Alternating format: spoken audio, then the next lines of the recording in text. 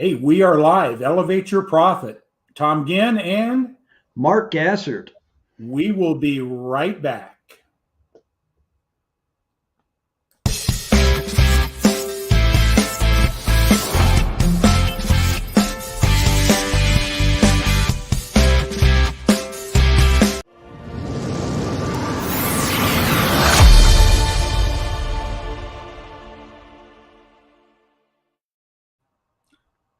How'd you like that one? That was unique. I like that, man. A bomb blast in the past. Yeah, we always talk about Benjamin Gay III says, we got to promote our corporate sponsors. Yes. He is our number one sponsor out there. We won't let you go ahead, Mark, and just say if it wasn't. He's talking about this, everybody, is SEO, and something I use. A lot of I umpire, and it's I always kiddingly ask people this. Tom laughs when I came up with this. How's your cellular health? How's it signaling out there? What's it doing for you? And this right here has been a helper to me.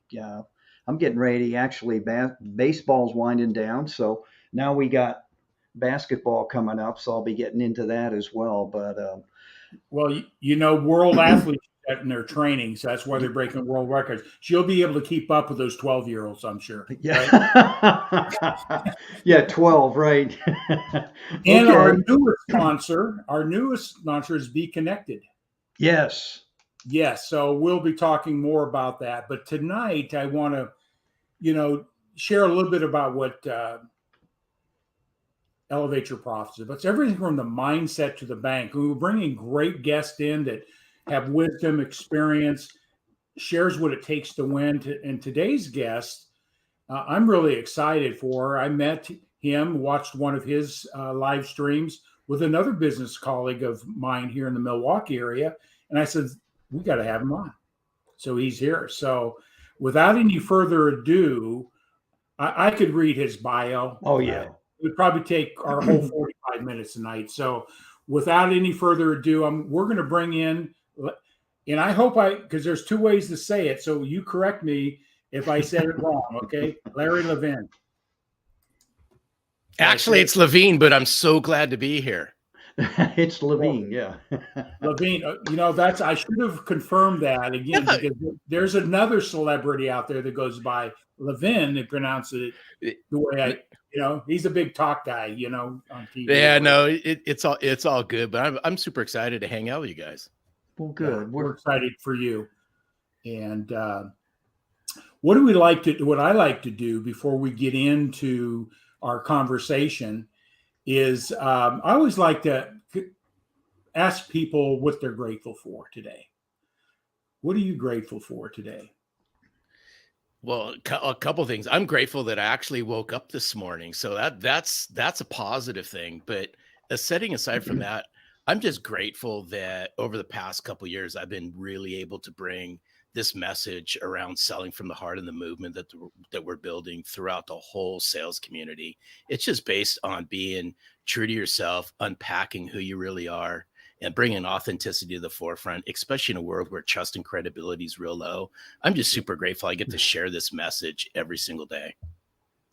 Yeah, I'm excited. We'll get into that here in a second. So, Larry, what I'd like you to do before we get into that is, the way we talk on this program is your why, your story. And so share a little bit about where you live now, a little bit of your background, and then jump into what we'll be talking about here in a little bit is about your book. Oh, no, sure is. So I'm out here in Southern California. So I'm sandwiched in a community just northwest of Los Angeles. I'm coming to you right now from Thousand Oaks, California. So I'm kind of right in between, just a quick geography lesson, in between Los Angeles and Santa Barbara, just inland from Malibu. But what's been really interesting as I've been in Southern California area almost my whole entire life, what's really unique about my story, and I'm going to really unpack my why here in a moment, guys, is I spent almost 30 years in one sales channel. Wow. I didn't jump around from a sales channel or different sales positions, different companies and so forth. I was in one sales channel my whole entire career. Right out of college, I started selling copy machines. Talk about one of the most commoditized, chaotic, laggard sales channels there are. Now, I could say it, and I'm being polite right now, guys, when I say this.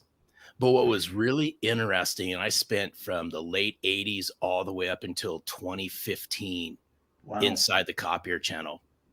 But what I learned a long, long time ago, that if I wanted to really turn this into a career, I had to do something different. And what I mean by doing something different is this, and I'm a big believer that we're products of our environments. Yeah. We're products of the environments we're raised in. Now, I could say that to salespeople. I could say that to any, place where someone's been working for an extended period of time. You are the products of the environment that you got brought up in. Well, the same holds true in your personal life. And the reason why I say this is in order to carve my niche in the copier channel, I wanted to do something different and I wanted to stand out. And what I did the very first year, and this is the late 80s, is I took how I was raised and I brought it to the forefront. And I'll share it with you. I was raised by a highly, highly relational mother and a very brainiac father. My father was a rocket scientist for the United States Air Force, aeronautical engineer, very smart guy, very diligent. He planned, he practiced, he prepared, all these things that he ingrained in us. And I share this with you because I knew that if I wanted to stand out, I had to do a couple things different. I brought relationships to the forefront and I built genuine relationships like my mother was building with us and how I saw she build them. And then what I did was something a little bit different, is because my very first year in sales, I was on a dysfunctional sales team, dysfunctional sales manager, highly toxic. And I said, hey, you know what? I'm really not learning anything. So I have to do something different. If I don't hold myself to a higher degree of standards, I don't know what's going to happen. So I made certain things non-negotiable and I learned the art behind self-managing myself. These are the things that I learned from how I was raised. And I bring this together because it was those two things that propelled me, amongst many others, in the copier channel for, almost 30 years, is I learned how to build genuine, meaningful, deep relationships. And every single day I planned, I prepared, and I practiced the art behind selling. And I made it non-negotiable. I held myself to a higher degree of standards than any sales manager I ever had held me to. And it worked. It worked month over month. It worked quarter over quarter, and it worked year over year. That's what made me me. And that's it. And it was until the day that I left the copier channel and then I brought this to the forefront, is we must bring genuine, authentic relationships to the forefront. We must bring meaningful business value to the forefront. And we have to do this every single day. We have to be disciplined about it. And we have to be radically consistent behind it. But what was really interesting, and I'm staring at your why, it wasn't until recently, when I say recently, it was this year, that I really went on this journey to unpack my why. And once I unpacked my why and I understood it, now I understood why I was doing the things I was doing for decades. So my why is I believe success happens when I contribute to a greater cause. And it's pretty evident because I look back at all the things that I did and I was always contributing to a greater cause. Larry, that's profound, because too many people do things just because of the money, and that's short-lived. I'm just talking from my comment here. So having a vision and purpose beyond yourself is what you're speaking of there. Yeah, and it's really interesting. And I don't want to say money does mean something. I mean, to all of us, it does. Because if somebody says, hey, money just doesn't mean anything to me, I'm going to question it just a little bit, because without money, we know what happens. But what I'm saying is, when we can learn how to put others before ourselves, it comes back. But I played my whole entire career, and still to this day, I play the long game. I don't play the short game. And there's too many that play the short game. And the short game will create some results. It will create some money, but short-term thinking does not create long-term sustainability. You said something there, because I've been in sales since 1983 and all different roles, run organizations. I was in the financial service industry and worked after I got out of that, I worked in sales consulting and sales training for some organizations. And the mentality in the day was, you ain't got time for relationships. Get out there and go make a contact and close the deal. You know what I mean? So I grew up in that thing, and we got to hustle. And I haven't got time to make that relationship, but you can make relationships. And I think that's what's a lot about in your book, quickly, authentically, because old school was, it's not about the relationship. It's about getting it done. Yeah. So here's what's interesting. If we all go back, one of my favorite sayings, guys, is what's forever old is forever new. What's forever old is forever new. The stuff that I hold near and dear to me, the stuff that we're speaking about now, the stuff that we're gonna be speaking about here shortly, go back 100 years, guys. They were talking about the same thing. Same exact thing. Without relationships, you will not have consistent long-term revenue. Yeah. And there's a lot of transactional thinkers out there, and there's a lot of transactional business models. That's okay. But if you're in environments where relationships mean something to you, then my question is to everybody, what are you doing to build deep, meaningful relationships that will sustain you for months and years and decades? And you can't do that with transactional thinking. You just can't do it. Yeah, that's in that period of part of my career. It was all transactional, and it's like you said, nothing. How'd you say that? Nothing is old is nothing new. I said what's forever old. I said what's forever old is forever new. I mean, if you went back to the Andrew Carnegies of the world, right? The Napoleon Hills of the world, the Henry Fords of the world, the Rockefellers. And if you asked them, do relationships matter? 100%. If they were all sitting with us right now, they would all say, yes, relationships do matter. And that's sort of the buzzword out there today, but how we communicate it, what it means. And I think that's where you'll be going, is how do you do that, right? How do you build those relationships with your book? So I got a question before we get into your story. Is you talk about relationship. I'd say I did a lot of sales training, hired a lot of people in my career. And I just asked this, because I know you're a personal development person, you're in Napoleon Hills and all those people that you've referenced earlier. And just sort of what I've seen in sales about personal development, you take your environment. This is going back to what you said. You took your environment, kid, your mom's relationship strengths, your dad's disciplines, and all those things, and you've molded yourself. But a lot of salespeople I've seen that have great intellect, great personalities, all the things you would think that person would be great in sales, and they can't sell themselves out of a plastic bag.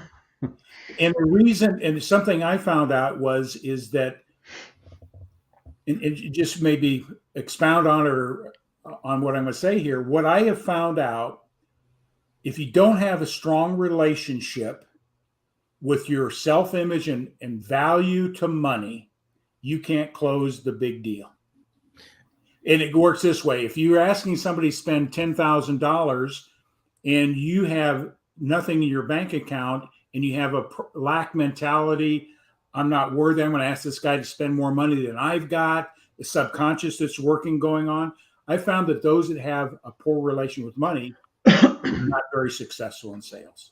Oh yeah, but there's a lot to unpack there, and Yeah. here and I see this, and what I'm about ready to say crosses the generational divide, and I'm not saying it's just pointing at young people or people into their careers. This hits all facets of people at different stages in their life. There's three things that I think really prevent people from becoming the best at what they do. Now, this is I'm saying this through a sales centric lens, but this applies to just about anybody. Is when you lack confidence, when you lack believability, and I'll peel this back, when you lack believability in yourself and your messaging, and you have low self-worth, it's going to be a rocky road to any consistency that's out there. And it's interesting because these are the things that you, amongst the many others, if you can really work on it every single day on your confidence, your believability, the believability in your messaging, and then how you deliver that with clarity, with conviction, with conciseness, and you have high self-worth, watch what starts to happen. But here's what's interesting when it comes to relationships is it's hard to build deep, meaningful relationships if the relationship you have with yourself is out of whack. Now, y'all stop and think about that one for a second, because there's a lot of assuming that goes on. Now, this is sales centric again. There's a lot of assuming that goes on. We assume as sales managers, as sales leaders, insert whatever title y'all want to use. We assume that salespeople understand how to build relationships.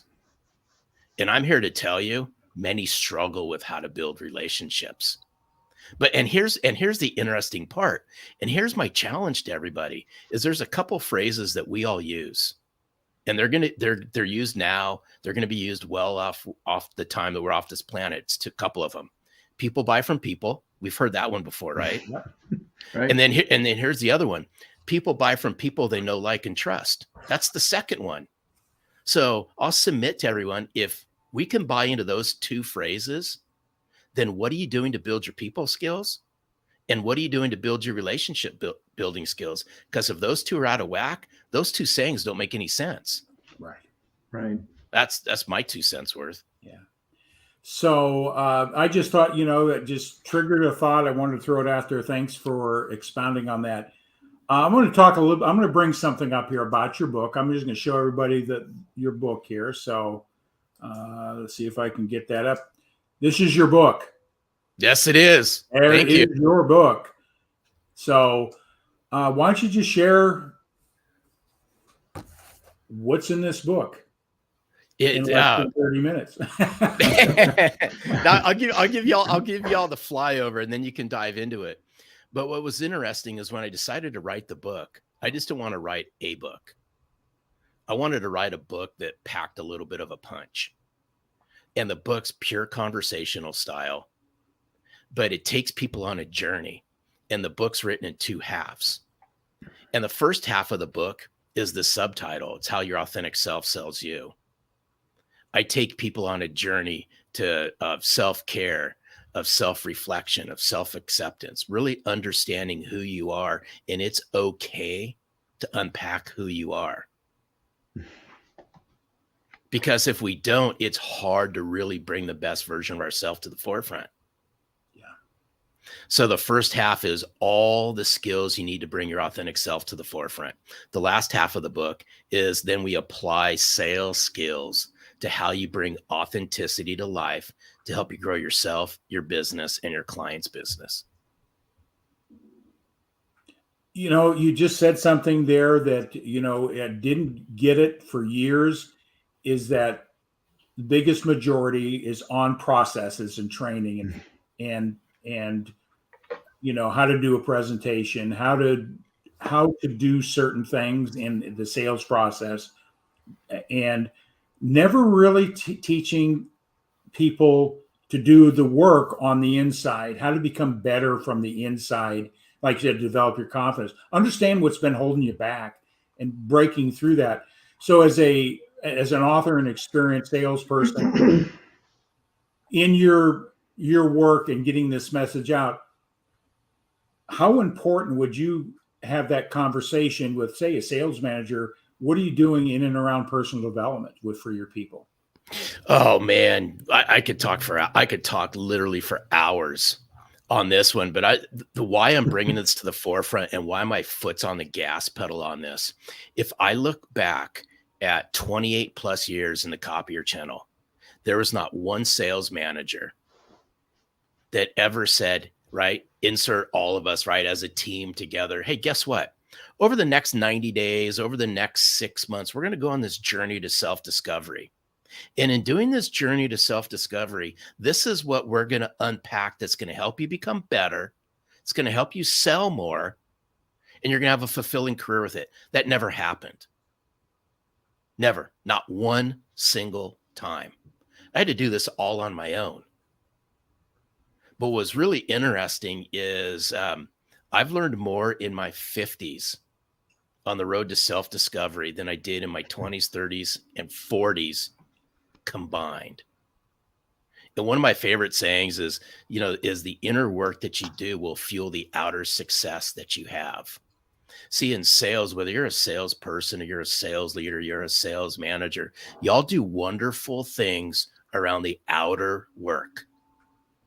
We're all benchmarked on the outer work. These are sales skills, right? Where you sit on the totem pole. All these things are outer success related. But I will tell you this, and it happens to all of us. We all have something in the closet that's preventing us from becoming the best version of ourselves. It's hard work to do this inner work. And I say this because I went down this journey. I kept stuff hidden for a long period of time, and it would wreck on me. It wrecks on your relationships. It wrecks on your career. But when you're willing to go down this road, and I think what we've been through over the last couple of years, more and more people are more comfortable talking about this now than ever before. So as a sales leader or sales manager, depending on how your title and how you want to classify yourself, if you want to get the best out of your people, help them become the best version of themselves. I'm a big believer that, authenticity is a lifestyle. It's not a light switch, whether you're a salesperson or you're a sales leader or manager. It's those authentic sales leaders and managers that bring their heart to the forefront. Soon develop a subculture inside their company that sells from the heart. Now, and this is, some people are going to go, hey, Larry, this is mushy stuff. This is touchy-feely stuff. But I will tell you this, soft skills will yield you hard dollars. Larry, there's statistics about what you're talking about, because when I was doing sales training developed using understanding our subconscious thinking, the things I learned from Bob Proctor and that, and I was out wanting to help sales organizations produce, and I ran across the statistics. Companies spend money on training, market sales training, and what they found out, and I don't know the exact numbers, but it was worth, they go through the training, they see a spike of 6 to 10% improvement in performance, and then it drops by 50%, and that's a new baseline. What they found out that those companies or sales organizations, what you did is help your people become better through self-discovery, personal development, all the things we want to. What they found out that the spike in productivity was like nearly 40% increase, and it dropped, and they netted out because they changed behaviors and beliefs. They found out the productivity increased an average, I think it was around 23%, and stayed consistent. And then the next time they did another round of self-development, they saw those spikes, and the productivity is rising all the time and didn't drop down to some old baseline. Have you seen those studies? Yeah. Well, here's what's interesting. When's the last time, I'm just going to throw this out. When's the last time that anyone's ever asked, whether you're a leader or manager, When's the last time you've just gone face to face, if you can, right? Virtual phone doesn't really matter. And just asked your people, how can I help you become better? What does the next 6 months look like? What's the next 3 months look like? What's one thing you're struggling with that I could help you with? Just think about that for a moment. There's so much disconnection that's going on right now between salespeople and the people that they report to. I think as and this is just going to roll out. And here's what's interesting. And there's no deep research on it. It's just pure observation. Is the way that sales managers treat and communicate with their salespeople. Mark my word, that's exactly what happens when their salespeople are communicating and interacting with their customers. Yep. Think about that for a second. We're products of the environment we're raised in. I promise you, if salespeople are in a toxic, highly dysfunctional environment and they choose to stay in that, they carry that right out into the field. And sales managers and leaders, you have 100% control of how you show up and how you interact with your salespeople. You know, coming from in business and sales all these years, very seldom did I hear this conversation that we're having. Very few. And then when it did come up, I wasn't aware enough to embrace it. I was stuck in my own paradigms and belief systems. It's only through mentorship and coaching have I developed to be more effective in my sales. I just thought if I could just grind it out, make more phone calls, be more persistent, do the follow-ups more assertively or aggressively, whatever you want to term, that all worked, but it didn't work to the way that I know how it works today, is cultivating that relationship. What would you say to somebody that poses you this question? I'm a sales manager. How long does it take to teach somebody how to build a relationship? You can build a relationship quickly. I mean, we just met here a few weeks ago. We had a great conversation, and I think we came away with some real strong relationship, common bonds, understanding.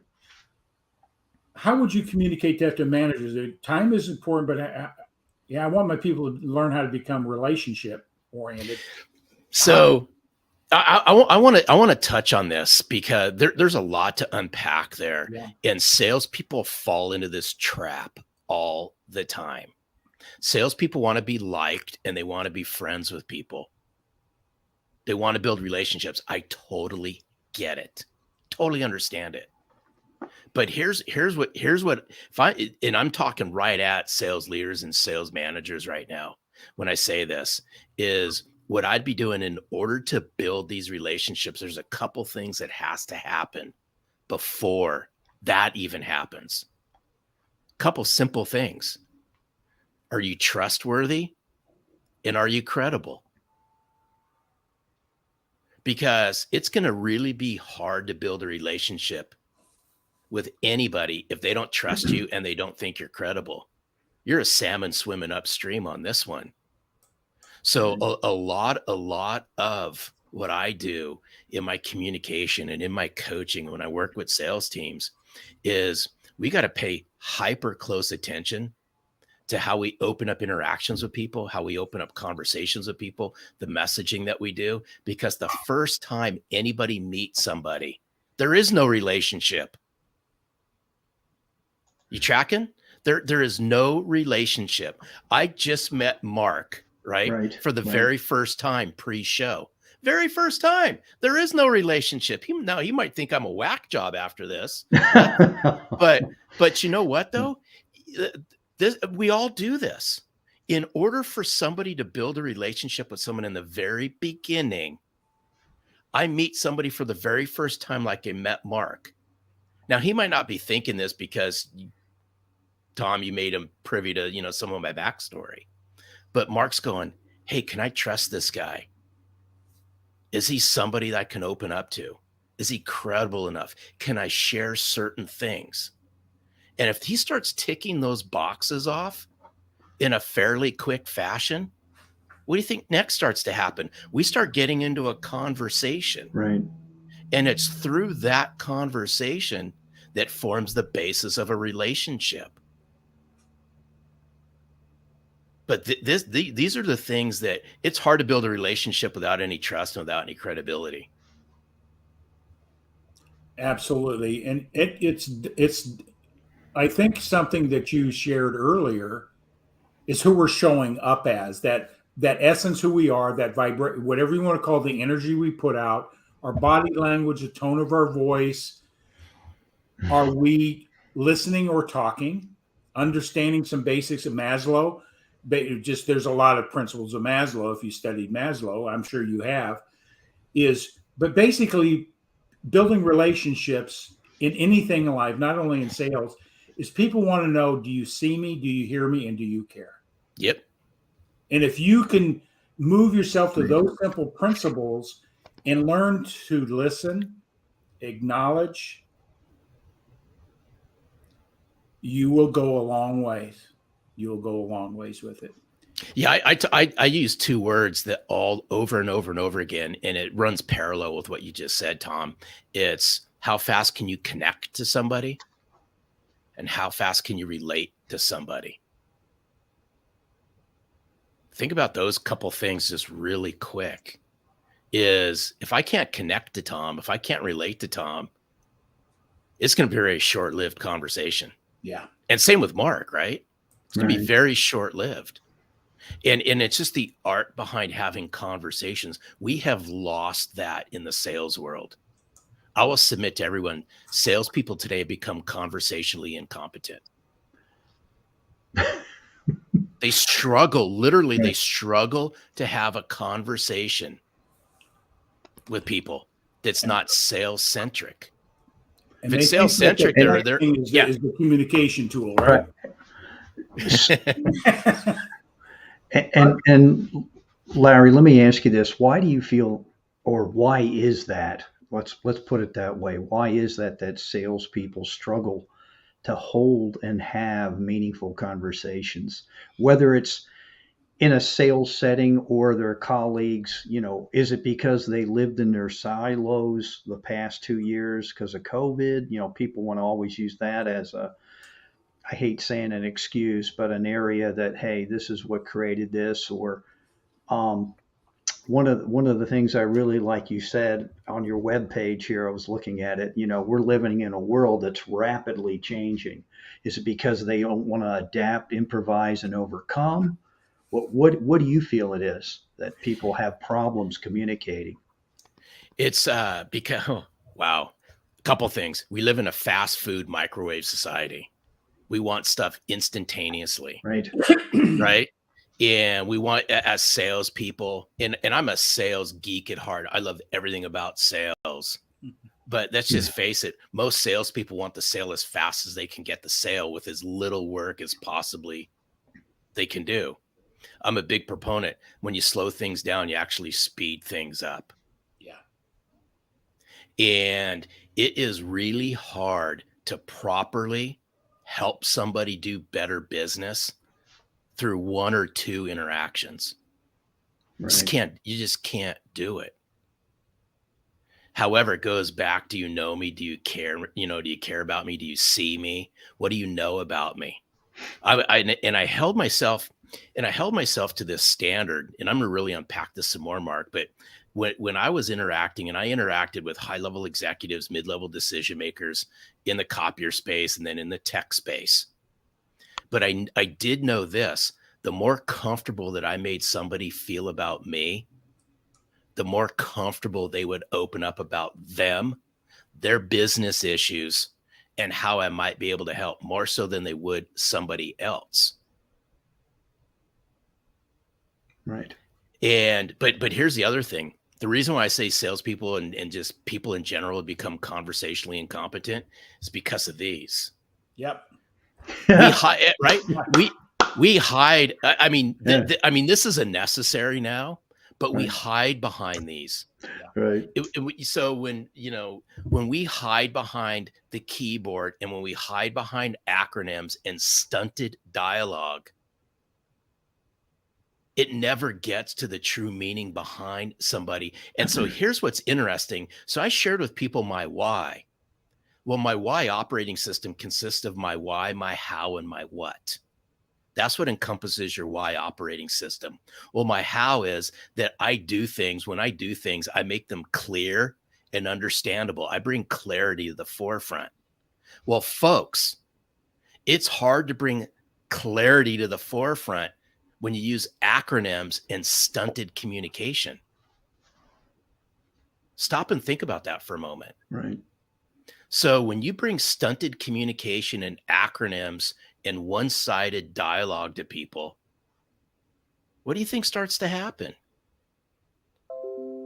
If salespeople want to succeed today in the sales world and in the business world at rapid rates, learn the art behind business conversation, learn the art behind business acumen, unpack business skills, have these types of conversations. So I've just been scanning through some of the chat. This is just nice to see.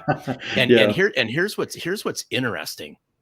If you want to build a trusted, credible relationship with somebody, and I'm talking sales to a business owner, a business executive, a middle manager,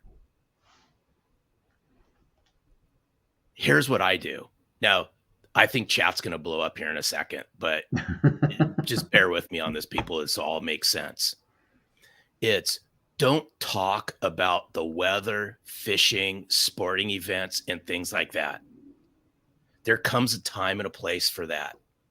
You want to build trust and credibility, and you want to start off a conversation with somebody in a different manner. Bring insights to the forefront. Bring business conversation to the forefront. Share with them that you're working with people just like them. And these are the things that you've been working on. I'm just curious, how do you see this playing out in your world? Completely flip this thing around. Because here's what I found is, let's just say in the world that we live in today that's short-lived, microwave compressed, you're asking somebody for 15 to 30 minutes of their precious time. And what do we do in the first 10 minutes of the 15 to 30 minutes of their precious time? What do we do? What'd you think about Packers? Hey, what do you think of that game? Right. All the same things that everybody else does. And they just kind of glaze over. They play along with it. How about this? What happens in the first 5 minutes of that conversation? You bring some business insight and some ideas to the forefront and start that conversation off with, hey, I know something about your industry, your work, because over the last 90 days, I've been working with people just like you in these 3 areas. They will open up, their head will probably hit the back of the wall, or their face will hit the front of their computer screen, and they go, oh my gosh, right? What has just happened? Because mark my word, what will happen next? Not only will we get into a very good conversation, they will open up about themselves and all this. And it's the personal side and the business side all wrapped into one conversation in a tight 15 to 30 minutes. It can be done. It's mindset. You know, we've interviewed quite a few people, and with great people, great success and that, but you're bringing something that even they didn't even bring up, is what you're talking about here, is this depth of knowing who you are, how to build those relationships, how to open up the conversation from out of what we've been conditioned thinking, well, we just got to warm them up a little bit. Hey, tell them, oh, I see you got a marlin on your wall here. You love fishing? You know, I mean, that's what we've been taught for years, right? Bring something up and start building conversation around. How many times have they heard that from every person who's parked themselves in front of their desk to ask to do business with them? So this is, I mean, I geek out on this stuff. I'm going to jump through the screen here in a second. But I mean, just think about this. Regardless, if you're like, say, for instance, you're calling into the financial space and you're calling into finance managers, finance leaders, and you're a salesperson. And through however many touches it takes to get that first appointment with somebody, and then we waste it because we act just like everybody else. Imagine what it would be like in the first 5 minutes of a conversation with a financial decision maker. If you can open up that conversation and say, hey, you know what? In last week's edition of CFO Magazine, I was reading that interest rates are at an all-time high right now. How do you see interest rates affecting your business? I'm just curious. What are your thoughts on that? And then stop and don't say a word. And the silence is going to kill people. But I promise you this, you're going to get them to think and they're going to open up. And then you take that conversation where that conversation goes. And I promise you this, it'll be one of the best conversations you will ever have with somebody. And they will look at you at a completely different fashion and go, oh my gosh, what just happened?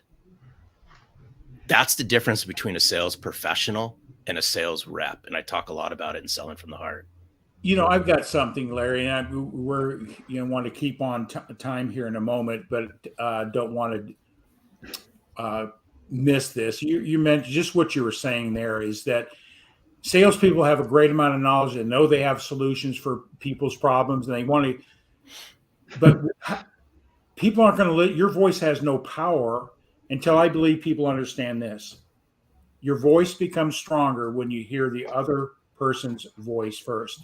And the things you were sharing there, this is aganism. This is something I came up with. Aganism. That's good. But it comes down to that relationship that we talked about. Relationships is listening to other people. And then when you do speak or do have offer a solution, it now has meaning because the psychological, you saw me, you heard me, hey, and you really care. Now your voice does have more meaning, more purpose, and more power. And I say power in a positive way. There's different ways people interpret power. But anyway, I just thought I'd put that up. Would that be strictly in line with what you're teaching in the book as well? Yeah, I mean, just think about this. You use the listen word. I think salespeople in general listen just long enough to respond. Yeah. As opposed to intentionally listen. What's behind what that person just said? I use the term leaning in, right? You got to lean into these conversations. Too many just ask the conversation, wait long enough for the response. Or they ask the question, right? They just ask the question and they go, okay. They listen just long enough. And then they just keep rambling and they keep rambling and they keep rambling. But what happens if we ask that insightful question in the very beginning? It shows, right? It shows that we're reading stuff. It shows that we're educating ourselves. It shows that we're working with people just like them. And you're bringing something to the forefront that gets them to think. And then as they respond, you listen and you intentionally listen. And then I love asking why questions because it's part of how I like to clarify things. And then you just keep layering and you keep layering and you keep layering. And pretty soon, in 15 minutes, you've unpacked a very healthy business conversation. What's going on in the back of that person's mind. And I have no degree in psychology or human behavior, none. I got the crap kicked out of me selling copiers my whole life. But I really understood the art behind having a conversation with somebody. Yeah. And when you can do this up front in that very first meeting, watch what happens to trust, watch what happens to credibility, and watch how fast that relationship starts to develop. Yeah. Right. Larry, I tell you what, we're going to have you back again. I mean, most certainly, if you want to become our guest. That's fine by me. Yeah. Because we want to promote your book. I want to make sure people know how to get your book. They can go to your website, right? Which is right there under the banner. Is Yeah, that you can go correct? to sellingfromtheheart.net/book. Yeah. And the other thing is how to reach you would be through your email, if I can find it. What happened? I got so much stuff on my side of the fence here. There's an email here. He gave it to us. Oh, there you go. Here. There we go. Okay. Hey, I'm telling everyone, it's rare that I throw my email out on a podcast. But here you go. Here's my email. If anything that we discussed resonates with you, and if you want to take it offline, just there's my email address, put this podcast name in the subject line, and I will get back to you. Right. Thank you.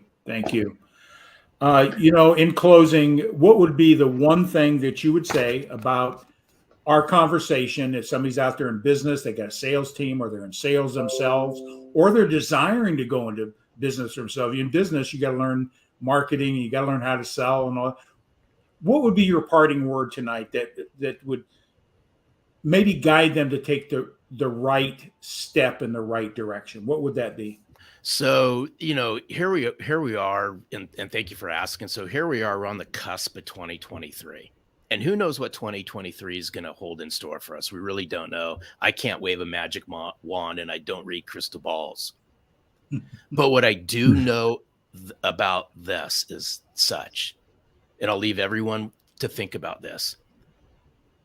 If relationships mean something to you as a salesperson, as a sales leader, as a sales manager, then I'm going to ask you all, as you start rolling through the rest of 2022 into 2023, is what will you be willing to do to build authentic, genuine relationships, high, wide, and deep in your customers' accounts? And what will you do to bring meaningful business value to your customers?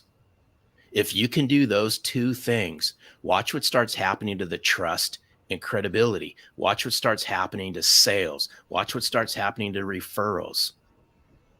So if I'm a sales leader or sales manager, I'm doubling down on how to build authentic relationships and bring meaningful value to my customers.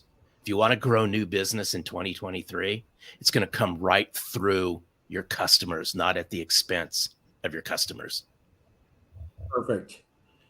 Larry, Mark, you got any final questions? Well, all I was going to say is when he talked about, in having engaging conversations, I did something last week. It was a blast for me. I went to a trade show, and it was a lot of fun talking to people, what you were talking about. And some people thought I was crazy because he said, "You don't even know these people." I said, "Yeah, but here's how we're going to figure it out."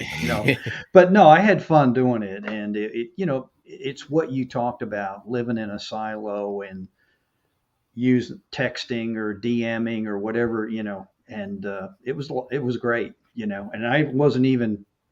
This was in my briefcase or whatever. I didn't even look at it, because I was dealing with people like this. It was fantastic. I learned a lot about business and what you talked about, what people are struggling with right now as business owners, directors of sales, VPs of sales, what they're dealing with, bottom line versus they would love the relationship and not be so transactional. And, it's interesting when you talk to people. Yeah. I'm not here to, throw an S can on technology. No. None whatsoever. Technology is wonderful. I mean, we live in a technology crazed and driven world.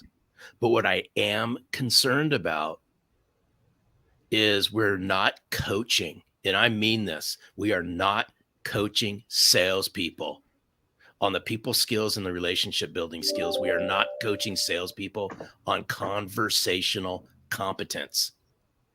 And it's hard to do that when we hide behind keyboards, we have templates, and we have automation. It's hard to do that. Yeah. Well, with that segue, I just want to encourage people, because I think this will be the foundation to explore how to move in the direction, learn how to develop relationships, selling from the heart, selling from the principle in this book. I'm going to really dive deeper into this book. I haven't had a chance to read it, but different pieces of it that caught my attention. I love the way you've written the book, Larry. So we'll have you back on if you like. All you got to do is ask. I'd be more than happy to. Okay. You'll bring a lot of value here. We need to have him back on, So we're going to put you in the back room under our conversation previous. You love blue M&Ms, so enjoy them. Oh, my. Oh, my. So we're going to put you in the back room. All Mark right. and I'm going to wrap her up and hang on for a minute, okay? No, it's all good. Thanks, guys. All right. Right. Thank you, Larry. That was, we've interviewed a lot of people, but that was probably one of the most meaningful, delightful, purposeful, insightful conversations. He knows how to unpack it. Like, I love his terminology that he came up. That's a lot. There's a lot to unpack. And I can see why he's had the success and wants to get this message out there. In closing, Mark, anything else you'd like to say? Well, just everybody that joined us, thank you so much for being here. And again, I'll say thank you to Larry for sharing his message. It's something we all need to work on. And, I don't think anybody's exempt when he talked about conversations, whether it's in the sales profession or outside the sales arena. I think there are some people that are, inept at having a meaningful conversation of any kind, because what he was talking about, not that technology is bad, but some people hide behind it. And I think, it's running you instead of you controlling it or you running it. And, it's a tool. And just like what we're using right here, it's not the do-all magic wand silver bullet. And that's what he's talking about. And I really appreciate it. I still love when he says, we are live in a rapidly, and the way he said that, and I mean rapidly changing world. And that is so true. Yeah. Because things come at us, 24/7 all over the place. But I really appreciated his message. It's very good. Well, elevate your profits. You elevate your profits from the inside out. Everything else will take care of itself from there. So, Mark, we got to wrap it up. I know you got things to do. I got things to do, but right. Definitely have to get Larry back. You got it, buddy. Well, elevate your profits. We're going to play one of our corporate sponsors. Short videos.